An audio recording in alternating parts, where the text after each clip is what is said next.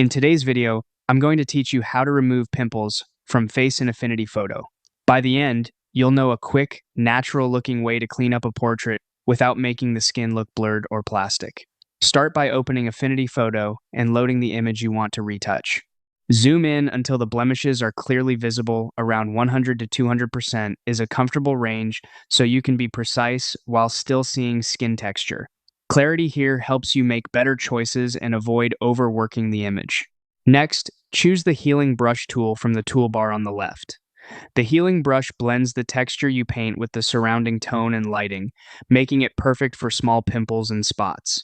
It differs from cloning because it tries to match the color and luminance automatically, which keeps results subtle.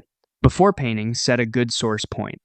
Hold Alt on Windows or Option on Mac and click a clean patch of nearby skin that matches the lighting and texture of the area you're fixing. If you're removing a pimple on a cheek, sample from the same cheek rather than a different part of the face. For edges like around the nose or along an eyebrow, sample directly from that edge to preserve those lines. Now, gently paint over the pimple. Use a brush just a bit larger than the blemish, big enough to cover it, but not so large that it grabs unwanted detail. Short, light strokes are better than long swipes. Resample often as you move from spot to spot so you don't repeat patterns. If you notice smearing or color shifts, undo, pick a closer source, and try again. Adjust brush size quickly with the bracket keys, and refine hardness in the context toolbar.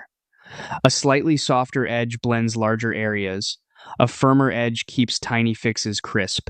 Work methodically across the image, zooming out periodically to check the overall look. When the skin looks clean, yet still like skin, save your work. That's all it takes for a polished, believable retouch in Affinity Photo.